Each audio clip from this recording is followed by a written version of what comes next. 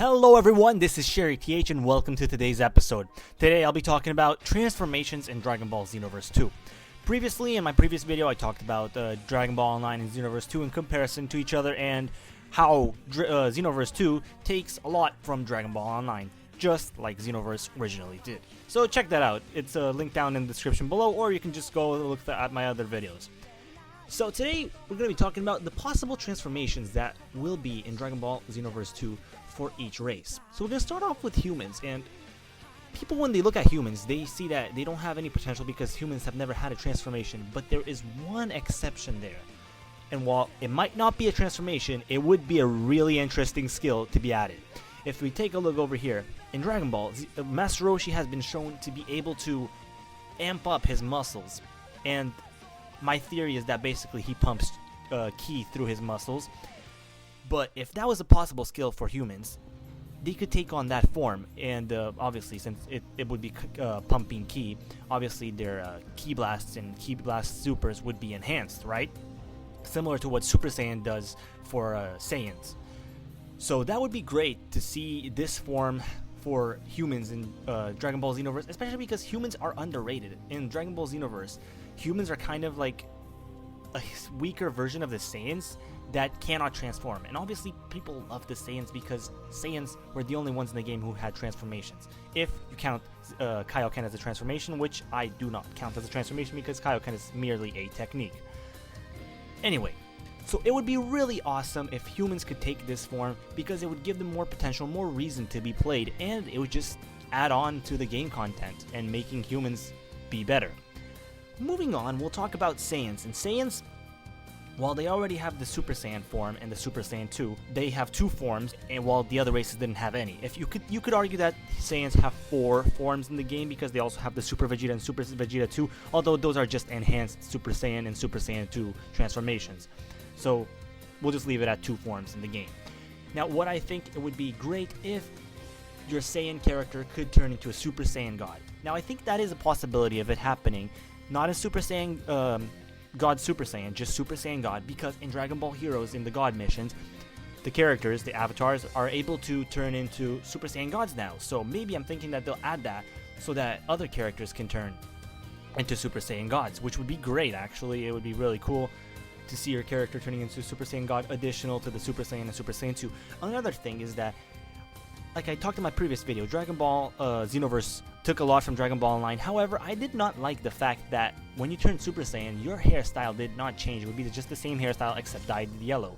However, if you take a look over here, in Dragon Ball Online, your character's hairstyle would actually change upon turning Super Saiyan.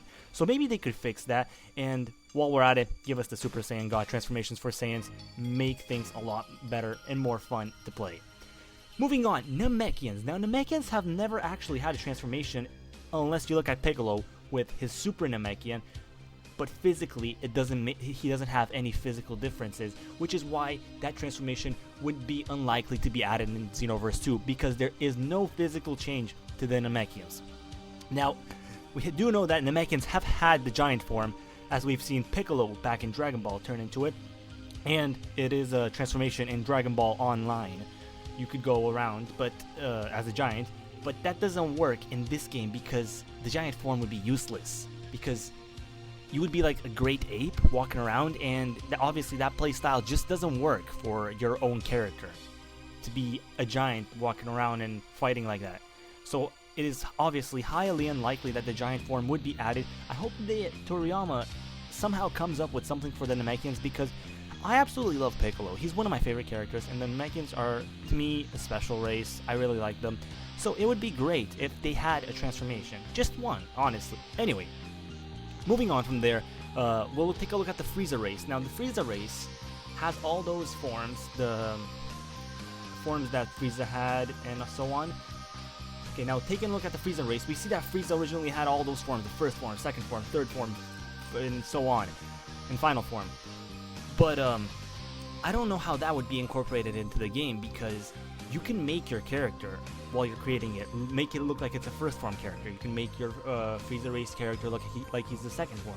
You can make your Frieza race character look like he's the third form, final form, and so on. So those transformation wouldn't really work because you can already look like from the start that you're like in 5th form or 4th form or whatnot. I do, however, think that it would be great to incorporate a golden form. Now, here's the thing. A lot of people are against it, seeing that they say that the golden form should be just for Frieza and exclusive to Frieza. However, if you take a look at God Mission, the latest God Mission in Dragon Ball Heroes, the Frieza race avatars are able to achieve golden transformations, just to add more to the game and so on. Anyway, moving on to the final race, the Majin race. Now, Majins, they have a lot of potential. I did not like the fact that the males, they always had to be fat, which is something that again happened in Dragon Ball Online. You by default were fat, and I think that it would be great if you could create your character to be something like Super Buu, or you know, in a more humanoid shape, not necessarily in a giant bloaty form. So I really think that Bandai Namco should consider that and take note of it. But anyway, moving on to the actual transformation, I think that Majins could potentially have a pure Majin transformation. You might be thinking there, what is a pure Majin? Well, actually, in Dragon Ball Online, here I go again with Dragon Ball Online. I'm kind of obsessed with that game, just because there's so much connection between Dragon Ball Xenoverse and Dragon Ball Online, which is why I'm going to be talking about Dragon Ball Online quite often. Anyway, going back to Dragon Ball Online and Majins, in Dragon Ball Online, each race had their own transformation. The humans, because in Dragon Ball Online, the game itself is 300 years after Dragon Ball, it got to the point that there are Saiyan genes in the human blood. So basically, you can go to Shenron and wish for the power to turn Super Saiyan to be unlocked. Although you're a human, you possess a tiny bit of Saiyan gene. So that happened in Dragon Ball Online, and you could turn Super Saiyan. Namekians would obviously have the giant form, as we've seen previously and you can see right now. But Majins were an exception. They had a pure Majin form. What is a pure Majin? Well, Kid Buu is a pure Majin. So when you turned into a pure Majin, you basically looked exactly like Kid Buu. You didn't turn into Kid Buu because you were still your own character, but your form looked exactly like Kid Buu. So that's what a pure Majin is. A pure Majin is a Majin without any faults in it. Obviously, that's why it means pure. But what I mean by any faults, as in it doesn't have anything absorbed or any changes. It goes back to its original Majin origins, which are from Kid Buu. Kid Buu is the original Majin, so that's why turning into a pure Majin makes you look exactly like Kid Buu.